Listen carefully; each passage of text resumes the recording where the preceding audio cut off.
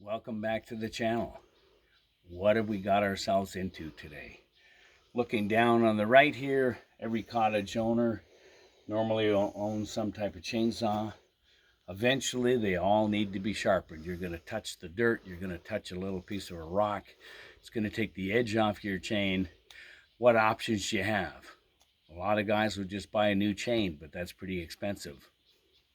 Other guys will take a rat tooth file, a little thin round file, try to file it by hand, but they get a pretty poor job.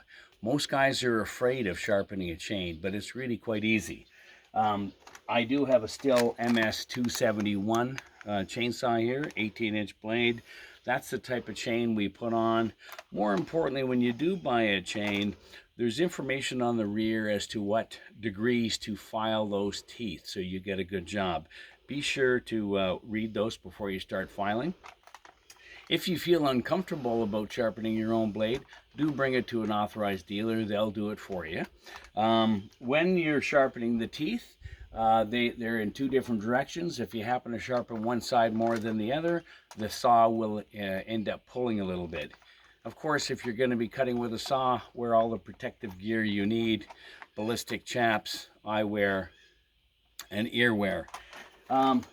There is a simple little product which lots of stores carry. In this one, it's made by Oregon, the same maker of the blades. It's got degrees on here, 25, 30, and 35, depending on the type of chain you're running.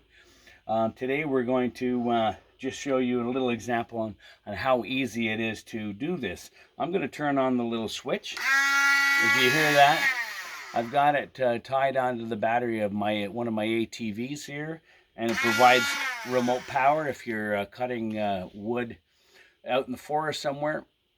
You do happen to nick your blade and take the edge off, you can actually tie it right to your bike and do a little touch up on your saw when you're out in the field. So let's get to it and let's do a little sharpening. So I'm going to put this down here, and I'm going to keep the 25 degrees parallel to the blade.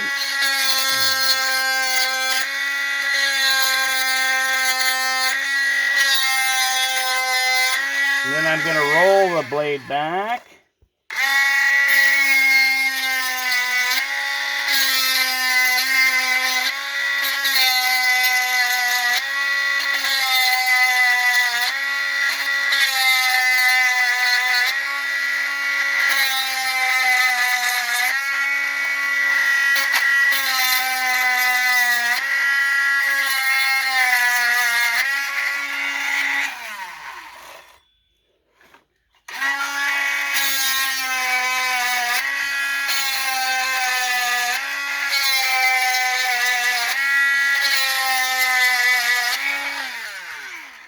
Now you get the idea about how you can sharpen teeth.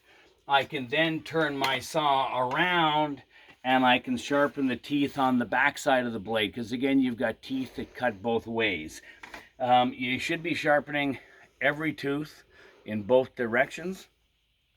And as well, if we want to just get a little closer with the camera, these little rakers here, the back of the Oregon box will talk about rakers and how much to file those down. You will have to file those rakers down, which will allow those teeth to be able to bite into that wood.